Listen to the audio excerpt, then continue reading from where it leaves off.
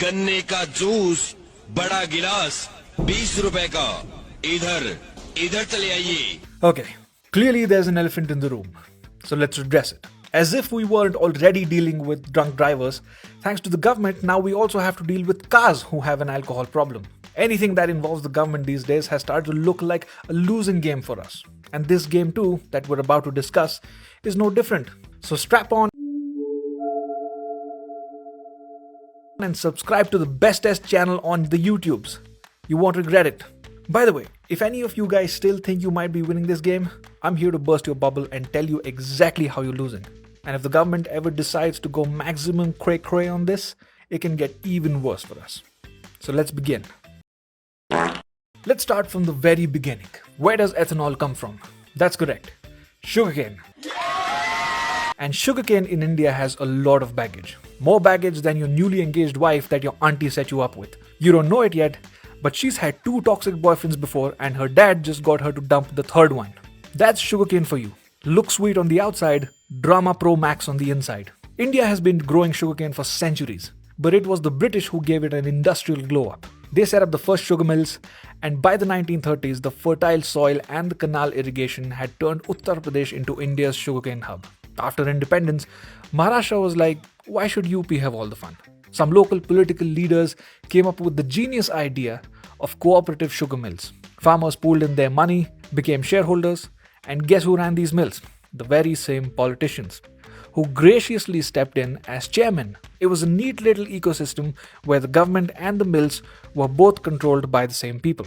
Through these cooperative mills, the chairman controlled everything, from local jobs to government spending. They built entire political empires out of sugar. And so politicians and farmers formed a sort of a friendship of convenience. Farmers voted for politicians, politicians made policies that favored sugarcane farmers, and everyone was happy. And over time, this friendship became a little too convenient. Because sugarcane farmers were such a massive vote bank, governments guaranteed them something called the Fair Remunerative Price, or FRP, or sometimes the State Advised Price, SAP. Sounds noble, but here's the catch. Sugar mills were legally bound to buy sugarcane at these fixed prices no matter what, which meant the prices were not decided by the market but by politics. Think about it. Imagine running a business where your customers are legally forced to buy from you. Why rely on free market capitalism when you can use socialism to make money? And in this country, what happens when any profession shows the slightest signs of financial stability? Everybody jumps on it.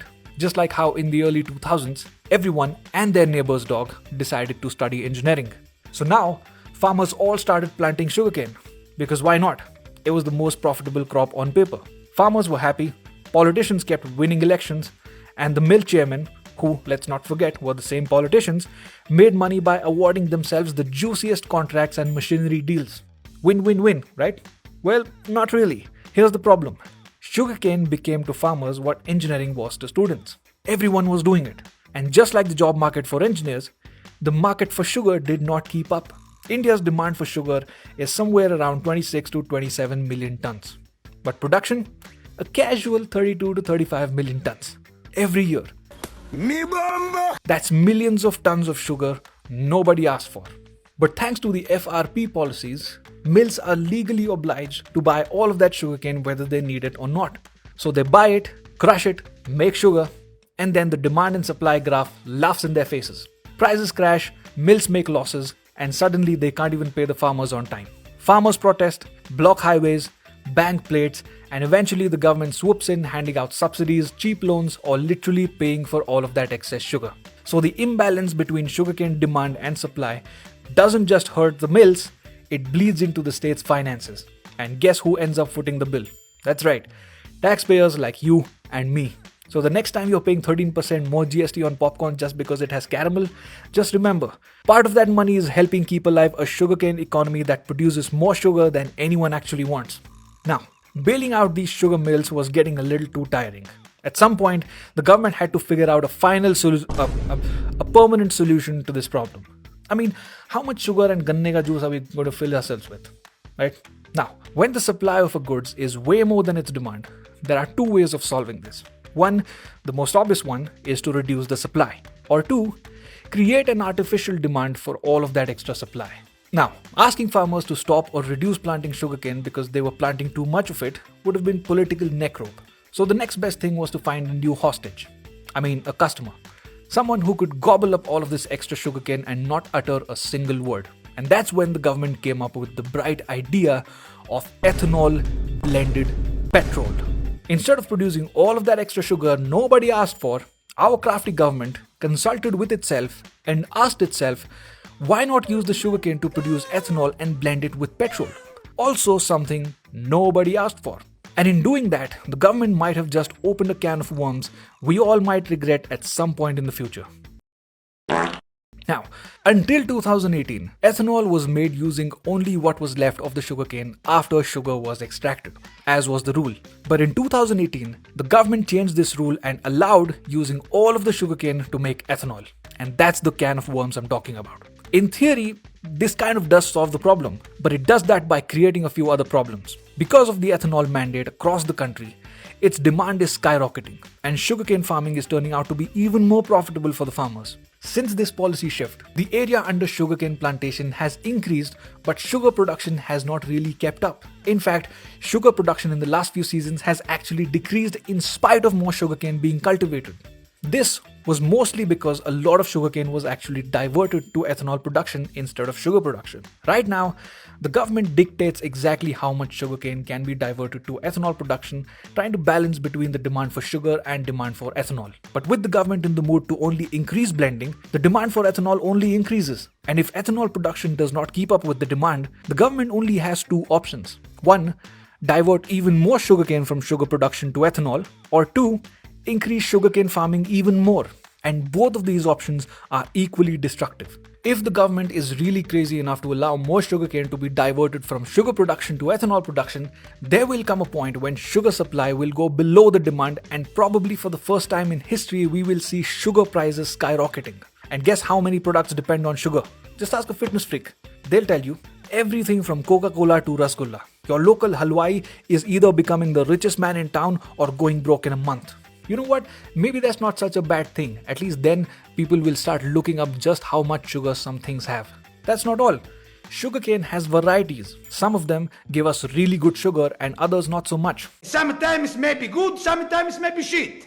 And some of them are really good for making ethanol. If ethanol is paying better than sugar, which it is, what do you think the farmers are going to do?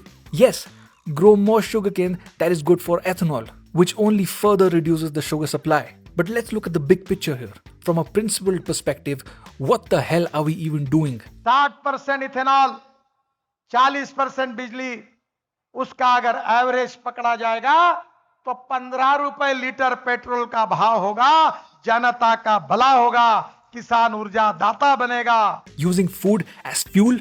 There are other crops more important than sugar that can also be used to make ethanol, although not as efficiently as sugarcane. What if we start diverting them too, just to feed our ever-increasing thirst for fuel?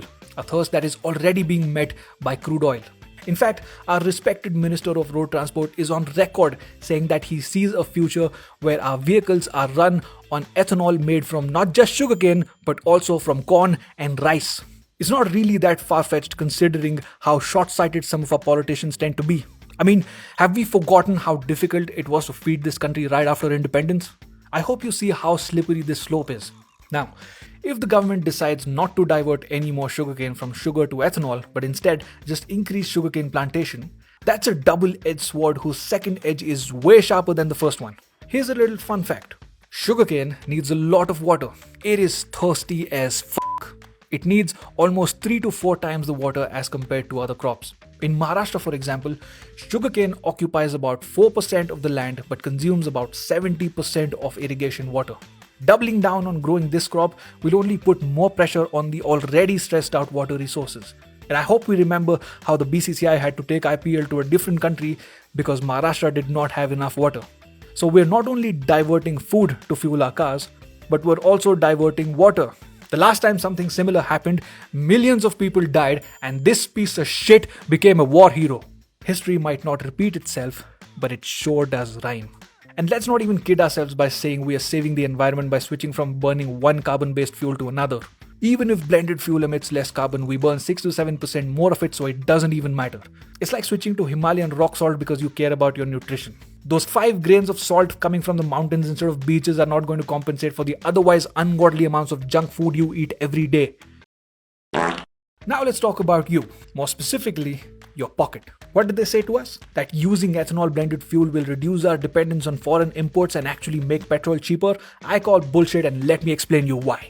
See, what happened before 2018 was that ethanol was made from what was left of the sugarcane after extraction of sugar, basically a byproduct. The sugar mills had already gotten their fair revenue from sugar, and ethanol was just a bonus. So it was cheap. But after 2018, when they started using the whole sugarcane for ethanol, it became their main source of revenue. So they had to charge higher prices to match the revenue they would have made if they extracted sugar. And just like the sugar mills, oil companies too are legally obliged to buy ethanol at government-mandated prices, and these prices must make sure that ethanol production plants are profitable, otherwise they stop making it. That's not it. Ethanol is a supply chain nightmare. You see, traditional petrol or diesel is refined at refineries and sent to company-owned depots or terminals through long-ass pipes. From these terminals, they are put in big trucks and taken to the petrol pumps. Ethanol, since it catches moisture, cannot be supplied in pipes. It has to be collected from all of the big and small ethanol production plants and transported in tankers to these terminals where they can be blended with petrol. So after adding up all of these transportation costs and our very own GST, turns out oil companies have to pay more per liter for ethanol than for petrol. Petrol costs about 52 rupees per liter and ethanol costs about 71 rupees per liter. This is only the direct costs. We haven't even taken into account the multitude of financial assistance and subsidies that sugarcane farmers and sugar mills get for electricity, water for irrigation, and basically free loans. And where does all of that money come from? Yes, taxes that you and I pay. So remember, every time you go to the petrol pump and you feel like you're being ripped off, you are, but for the second time. Now let's talk about the poor souls that are just as affected by this government's big brain move but rarely cared for. But here at Light Metal, we care. Yes, let's talk about your cars. Ethanol blended fuel may look harmless at the pump, but it changes how your car ages, performs, and even feels on the road. The first problem is mechanical and material damage. Ethanol attracts moisture, just like Babita attracts Jethalal, which means metal tanks and lines start rusting from the inside. Older rubber hoses, carburetor gaskets, and seals crumble faster. Picture a 1970s Mercedes 280 SE, a timeless collectible. Its carb gaskets swell, the tank rusts, and fuel leaks creep in. Not just from age, but because the fuel itself is eating it alive. The cruel irony. The very thing that gives it life also kills it slowly. Then comes performance. Ethanol packs 33% less energy than petrol. So engines that are not tuned for it run leaner, hotter, and weaker. You feel it in the throttle and power delivery. In small hatchbacks, it's just annoying. But in performance cars, it's worse. Take the Ford Mustang GT 5.0 for example. Abroad, it's tuned for a crisp E10 burn. On India's E20 diet, it's emasculated. Less punch, dull response, and the looming risk of knock. Imagine taking away a portion of chicken from Ronnie Coleman's meal and feeding him dal chawal instead. That's what we're doing to these babies. Reliability takes a beating too. Oil thins as ethanol seeps past piston rings, exhaust valves burn, fuel pumps wear faster, catalytic converters overheat, and your mechanic plans on sending his kids abroad for high school. And then there's ownership. Collectors hate the idea of modifying classics just to survive on ethanol, but they won't have a choice when that's the only fuel available. And daily drivers deal with clogged filters, worse mileage, and higher service bills. You pay more and get less. Again! Ethanol may look like a win on paper, but under the hood it's poison. And it's poisoning most cars on Indian roads right now. E20 compliance was only mandated in 2023. Anything built before that, not designed for this fuel. And manufacturers and insurance companies, they've already washed their hands. If your car fails because of ethanol, it's your problem. इसकी guarantee मैं नहीं दे सकता.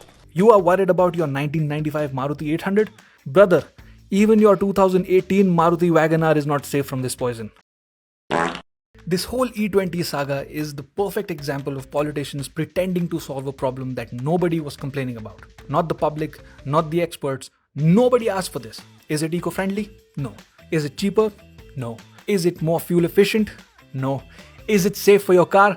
Definitely not. And let's not forget, global crude oil prices have stayed relatively stable, sometimes even dropped. Did the government ever pass on that benefit to you at the pump? Never. So why would they start now? Fuel has always been their cash cow, milked to fund PR projects that guarantee another 5 years in power. And this time is no different. The result? You're paying more for a fuel that gives you less. Less mileage, less performance, less reliability, while doing nothing meaningful for the environment. It sacrifices your car's health, drains your pockets, and to top it off, it's made from food crops and drinking water. You're losing on every front. And the worst part? There's nothing you can do about it. Whether you drive a 1995 Maruti 800, a 2018 WagonR, or even a Mustang GT, we are all stuck with the same poisoned goblet. Thank you for watching. If you like this video, give it a thumbs up and subscribe for more content like this. See you in the next video.